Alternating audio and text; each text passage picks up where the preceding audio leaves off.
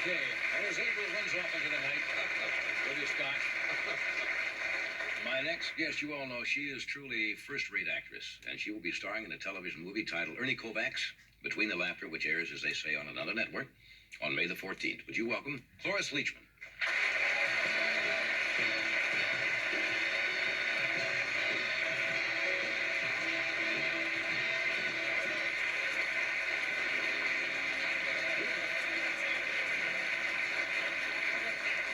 I get a feeling Abel sold the torch for a scotch. He's remarkable, isn't he? Yes, he's wonderful. Did you ever look ahead when you watch somebody like this and think how you will be if you reach that age? I think we all do. We know we're mortal. It feels good. Yeah, to know that you can... No, I'm there already. Oh, come, get out of here. No, that if things go well and you physically, that you can be that alert. You still have a chair where my feet don't touch. Okay, all right. Hold it. Lift your feet up. Lift your feet up. No. Sit down. Just lift your feet up. We have a little stool. Thank you. All the modern conveniences. Ask and ye shall receive. That's right. How are you? I'm wonderful. Glad to see you again. I'm glad. Remember where I talked about you needing a new desk one time years ago, and you've got a new desk? Oh, yes. Yes. Finest Formica money can buy. Early Howard Johnson. Not exactly Chippendale, but... I like it. Yeah. It's good. We try to freshen the place up once in a while. A bucket of Chemtone on a roller, and it's as good as new. I told you in makeup I was watching it this week because they're running on cable TV, Mel Brooks' Frankenstein. And I hadn't seen it for a while. Gee, you're funny. Frau Blucher. Frau Blucher. Every time they'd mention it. And the horses would whinny. And I do the horses and my own. Yeah. You can do everything. You do everything well. I mean that. You have to if you have a long nose. Are you conscious of your nose? Well, see, you've never had to do all kinds of different things because your nose isn't so long. So why do you do so many different things? Like what? I don't do what you do. Well, you put on those funny hats and you read letters and things. Sure. Envelopes and... Well, that's an attempt at humor. I saw you one... That's why I do those silly things. I saw you one night one of the rare nights when it wasn't going well, and I remember you went inside the screen door and never came back out. That's right. Yes. We did a sketch one night and it was just dying. Yeah. And we got up and I left and Ed was sitting out there supposed to interview me and I said, I don't need this. He said, I'm going to get out of this But you know, those nights, we out there watching you are laughing harder than ever. To watch you uncomfortable is one It's of the same people who go to watch train wrecks. It's true. There is a morbidity about people standing on a ledge and a crowd will collect. Even a morbidity. Yeah, what did Even I say? one of those. Morbidity. Well, that too. Well, I did that to just see if you'd catch that.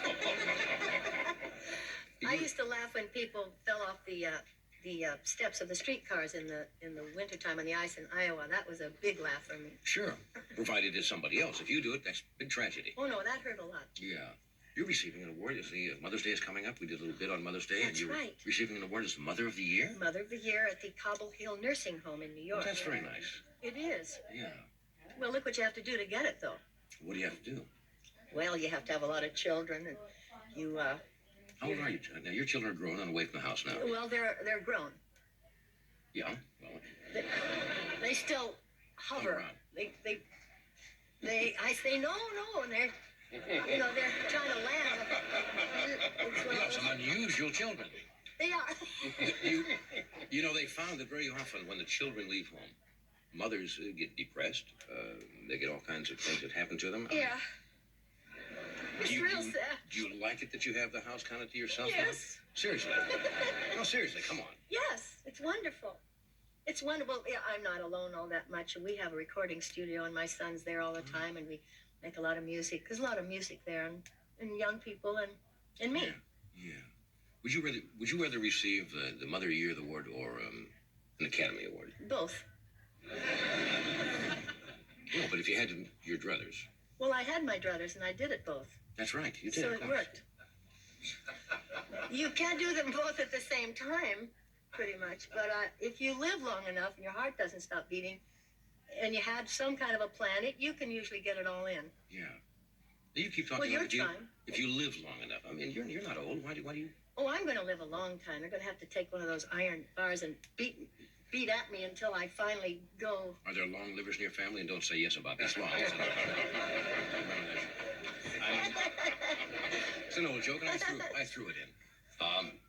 I mean, genealogically, like that.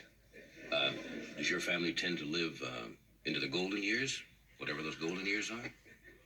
No, I don't think so. But I don't go along with that old thing that it's a family You don't? tendency. No, I think you can. I thought there was something to that. There is something to it, but Not a lot. I don't you think it's more in the way people eat and the way they live lives and that sort of thing that's handed down. Well, we've talked about your diet. You pretty much eat things like Abel does, right? Oh, yes. Vegetables and no meat, if I remember. Never.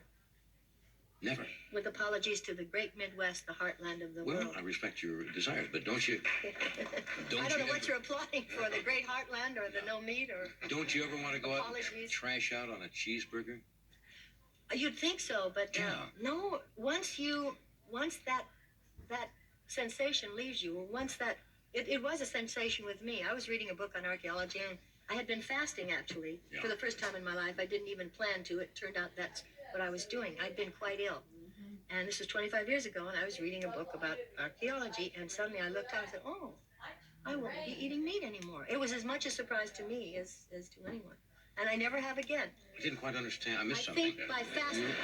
You were reading a book on archaeology, and you all of a sudden said, "I won't be eating meat again." What? How Well, did that? I wasn't reading about meat. I was reading about something entirely other, and I was fasting. And the fasting, I think, is what, as your system cleans out, you get rid of toxins and so forth that way. So a sensation passed through me of knowing I wasn't going to be eating meat anymore, and it was not a decision. It was just well, it's happened to me. I don't know how to explain it. In other words, it just came out of the blue. That's it. Just like all those children I had. It's the same thing. How many you have? Five. Mm-hmm. Yeah. You have grandchildren yet?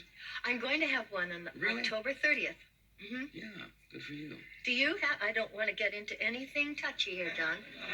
How Johnny, would that be touchy? None of my sons are married. none of your sons... And I don't think I have any grandchildren. None of my sons is married either. So you're obviously the grandchild is from one of your daughters. One of my sons. Never assume anything.